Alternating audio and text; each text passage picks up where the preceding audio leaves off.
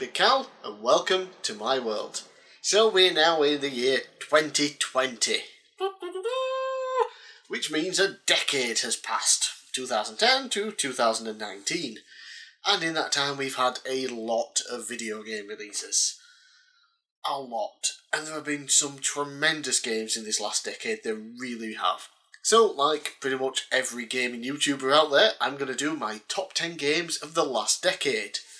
Couple of things to note. It's my list. Mine. So it's probably, and this might come as a shock to some people, it's probably going to be different to yours. I know, it's crazy, isn't it? There are also going to be some games that are missing, which you might think, why aren't they on? And it's not because I didn't like them or didn't think they were very good, it's simply I haven't played them yet. You know, there is Red Dead Redemption 1 and 2, there's The Last of Us, there's the Uncharted games, or at least the ones that came out in 2010 or afterwards. There's the latest God of War. I haven't got around to those yet. And obviously there's going to be some that I have played and didn't like, or I haven't played and have no intentions of. Yeah. So, without further ado, let us get into the list. Number 10. My first venture into the Far Cry series was with 3, and originally it wasn't a game I was even remotely interested in. It came out, didn't really care, and then I saw a gameplay video of someone exploring the island, swimming and being attacked by a shark, and suddenly I really wanted it. Luckily, it was on sale just after Christmas, about a month or so after it was released. So I picked it up and lost large chunks of time to it every single day. In fact, at the time I didn't have a HD TV in my room, so I would have to wait for my parents to go to bed, go downstairs, set up my PS3 on the HD TV down there and play while they were in bed. I did this almost every night until I finished it, and I loved every second of it. The story, while not exactly great or anything truly special, does have its moments, usually from Vaz, one of the villains. What hooked me was simply the gameplay. A large open island to explore, complete with animals to hunt, towers to climb, camps to raid and secrets to find. Obviously, a lot of games now do the exact same thing, especially Ubisoft, who was behind the Far Cry 3 game. But this one was the first one of its kind for me personally, and it holds a special place. Sure, the game has very little replay value in my opinion, but my experience of playing this has stuck with me all this time, which is why it made the list over so many other great titles. Number 9. Smash Brothers was always a series that I liked the idea of more than the actual games. I had Melee on the GameCube and got some fun out of it, and tried Brawl on the Wii but never really put any time into that one. I missed out on the Wii U and 3DS versions as well. Then the Switch version got announced. Nintendo really put a lot of effort into the marketing of it, dedicating entire directs to the game, and well, it worked. The more I saw of the game, the more I wanted it. Every character from every previous incarnation of the game, plus new ones, plus DLC to come out afterwards. A story mode. It all appealed to me more than I ever expected. I was lucky and got a great deal on the collector's edition just days after its release, and the rest was history. I took the time to actually learn the controls, and oh boy am I glad I did. With my new ability to actually play the game, I took on the story mode along with the classic mode and unlocked everyone and had an absolute blast with it. I levelled up so many spirits too, something I enjoyed way more than I was expecting. So while this is a pretty newish game compared to games that didn't make the top 10, the sheer amount of time I spent playing this when it was released, and the fact that I still go back to it often, really propelled it above other titles that could have just as easily made the top 10. Obviously, Smash Brothers is a great multiplayer game as well. I have played it with friends and it is absolutely crazy. And maybe in the future I'll even try online once I get a little more practice. Although I will probably absolutely suck compared to other people. Number 8. Another game on a Nintendo system. Spoiler, this won't be the last. Classic turn-based JRPG games really became a favourite genre of mine in the last decade.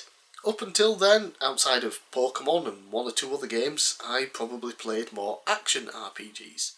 Then I checked out the Dragon Quest series, and from there I was always on the lookout for some classic turn-based JRPG action. Octopath Traveler came along for the Switch and wowed just about everyone who saw the reveal.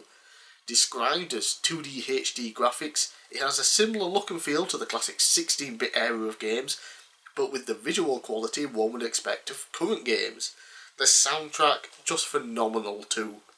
Oh, and not forgetting you have 8 different characters to play as, all with their own unique stories, and the ability to pick and choose who you play as from the beginning and where you go next. While the stories of all 8 characters don't come together aside from a small post-game boss fight, each story and character is still interesting enough to keep me going with ease. Add to that the classic turn-based gameplay with some new additions and plenty of customization, and you had a classic in the making. Originally a Switch exclusive, the game has now been ported to PC, and there is even a prequel coming out at some point in time for mobile. Hopefully we get a console sequel too, because I would love to visit this world once again. Number 7. This game makes you feel like Spider-Man. Okay, got that line out of the way. Spider-Man on PS4 was just wonderful. The large open city of New York, the incredible web-slinging gameplay, the combat that felt like something straight out of the Arkham games, and a super fun story featuring a ton of classic characters from the world of Spider-Man. On top of that, some DLC that was actually worth the money and gave us even more awesomeness. You can literally spend hours just web swinging around the city, taking in the view and helping out citizens and the police by stumbling across crimes. Lots of things to find and collect as well, which can unlock different costumes, some of which come with their own abilities to help with combat. Oh, and you can't forget the random JJ radio show that will just play throughout the game, which are just a blast to listen to. If you're a fan of Spider-Man or just superheroes in general, then this is absolutely one of the greatest superhero experiences to ever come to a game console. It takes aspects from the films, the comics and the TV shows to give everyone a little bit of something they can recognise and enjoy. One of the absolute strongest Sony exclusive I have ever played, going back all the way to the PS1 right up to the PS4. Number 6. It's Yoshi. Made out of yarn. Probably should have been my number 1 game for that alone. Number 5. Fine, I'll talk about Yoshi's Woolly World some more. The game is awesome. One of the most pure, fun 2D platformers I have ever played since probably Super Mario World on the SNES. It looks wonderful, with everything being made out of yarn. The amount of detail is incredible, especially when you remember that this was on the Wii U and not the Switch. The soundtrack is catchy as all hell, with some genuinely great tracks, and the gameplay. The gameplay is classic Yoshi style gameplay with running, jumping, flutter jump and shooting X, but it feels so smooth and much more improved over previous entries.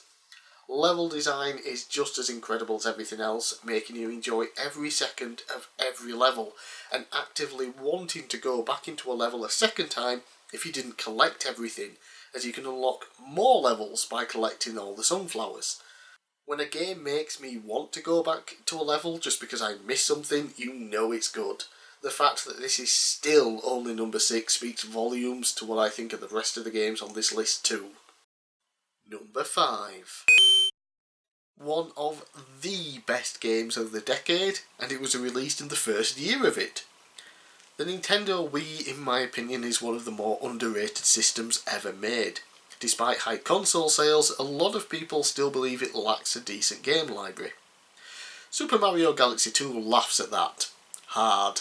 And so do I. The first Super Mario Galaxy game was stunning. For a system with such low specs compared to the PS3 and Xbox 360, the game looks just as good as anything you'd see in HD. As for gameplay, the additions of gravity added layer upon layer to level design, making it one of the most ambitious Mario games to date. Then, in 2010, we got a sequel. More incredible levels to play through, as well as the addition of Yoshi and a few new power-ups too. Hell, we even got a Super Mario 64 level remade in the game, teasing us as to how good a Super Mario 64 remaster could be. Shame we never got that. But anyway, Super Mario Galaxy 2 takes everything great about the first game and simply gives us more. They also ditched the hub world, which some people didn't like, but for me the basic map screen just helped us get into levels even faster. No messing around running to a different location in the hub world just to enter a particular level. Anything that gets me playing such an incredible game faster is a plus in my opinion. Like Yoshi's Woolly World, I could have placed this even higher on the list and had no issues at all. That's how good it is. Number 4. As good as Super Mario Galaxy 2 was, along came the Switch and Super Mario Odyssey, and BAM! Even better.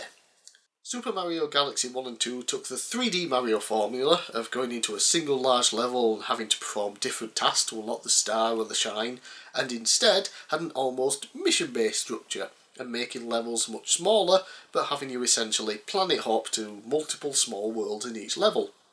As great as this was, fans were still clamouring for the original formula. Super Mario Odyssey took fans back to the large open levels with multiple objectives, but improved on it a ton too. No longer are there just 6 main collectibles. Instead, some levels can have 50 plus moons to collect, and all can be done in a single run without having to leave the level if you want. Some of the moons can be obtained by doing incredibly simple things like ground pounding a certain spot, while others require puzzle solving, platforming or defeating a boss. There is no shortage of variety here.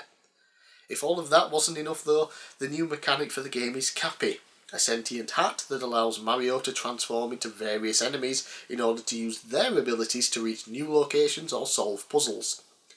Everything comes together perfectly, creating one of the absolute finest Mario platforming experiences, be it 2D or 3D. Number 3.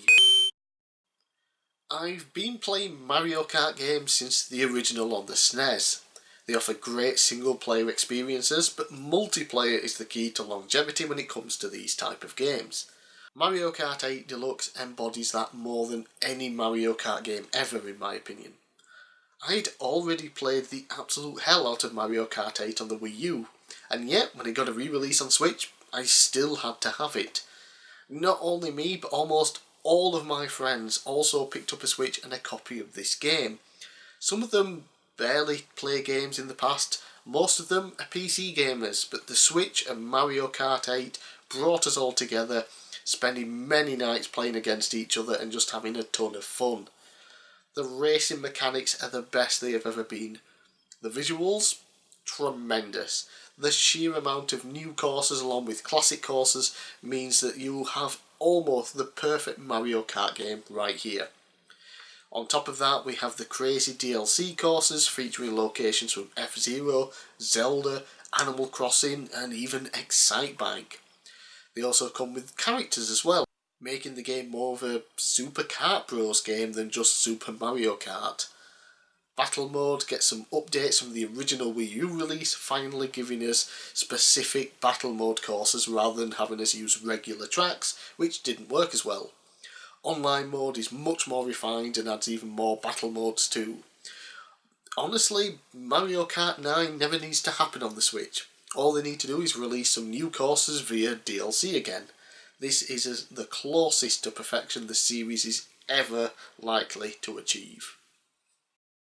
Number 2. Might seem like I'm cheating by having 3 games in the number 2 spot, but they are all a part of the same story, so they might as well be one very long game. Plus, it's my list and I'll do what I want, damn it.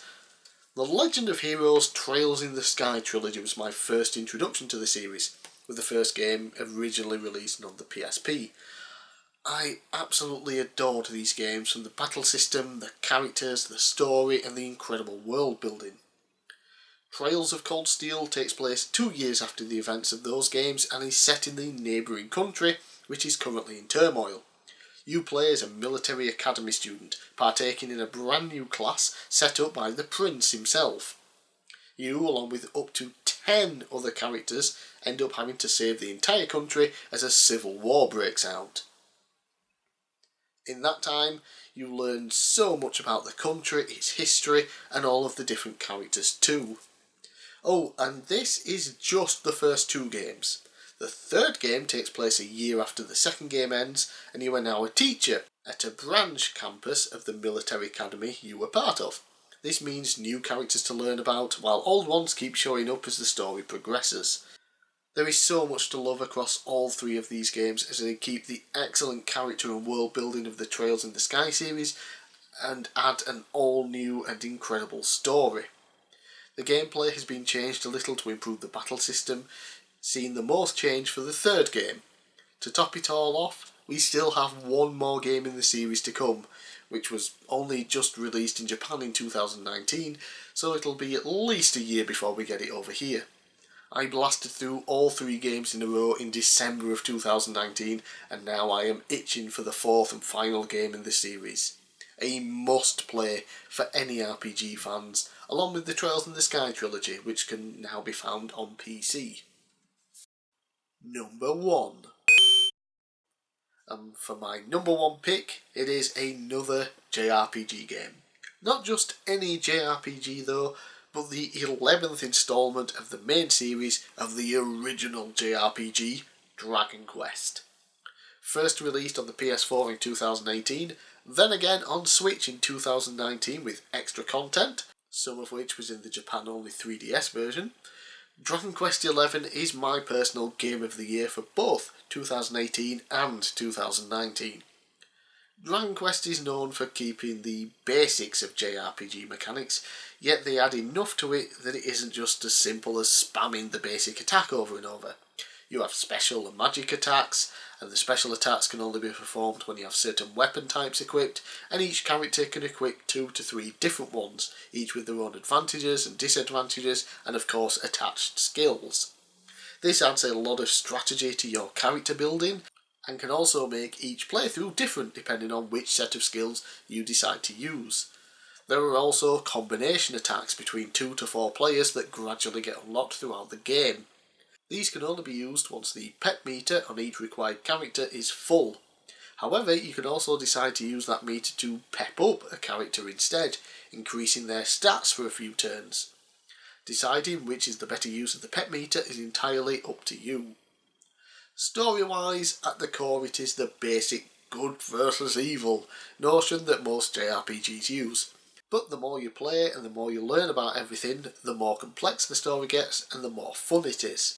It isn't anywhere near as large scale and detailed as the Trails of Cold Steel story, but it is definitely not as generic as some people might expect. Then we have the Switch version of the game. You can now play this incredible game in handheld mode or on the TV, and while the graphics aren't as good as the PS4 version, it still looks tremendous. But what makes it stand out as the definitive version though, is it lets you switch between the 3D graphics of the PS4 version and old school 16-bit style graphics from the SNES games. I played the PS4 version when it was released, then when I got the Switch version I played it in its entirety in 2D mode, and it feels like a totally different game in a great way. Add to that some extra content that takes you back to locations from all the previous Dragon Quest games, most of which was only available in Japan on their 3DS version, and you have so much to do. As it stands, this is my favourite Dragon Quest game, my favourite PS4 game, my favourite Switch game, and of course my absolute favourite game of the last decade. Whew. Lot of games there. Little more than 10, slightly cheating, but it's my list, so screw you! Yeah. I also have a number of honourable mentions that I just want to bring up. You got, Pokemon Sun and Moon and the Ultra versions, very big fan of those. There was, of course, Twisted Metal on the PS3, that was really a big return to form, in my opinion. It's a shame we probably aren't going to get another one. Loved that game. There was Captain Toad Treasure Tracker, both the Wii U and the Switch version, both offer excellent stuff and exclusive content for each version. Then there's also DLC in the Switch version. Big fan of those. I've got my games down here. I'm just looking at Diablo 3. I have that on the PS4. That was my first time playing it. It's the Reaper of Souls edition, I think. Love that game. I wouldn't mind picking up the newer version of it on the Switch. It includes the Necromancer stuff. There was also the Spyro the Dragon trilogy. Grew up not really liking Spyro. Tried the remastered trilogy, absolutely loved it. Played through all 3 in a row within a week. Tremendous, tremendous games. There are obviously going to be more games for honourable mentions, but I'll just leave it at that, otherwise I will go on for quite some time. So, I'm Big Cal. Thanks for watching. Let me know down in the comments below what your top 10 games of the last decade were, and I'll see you again next time.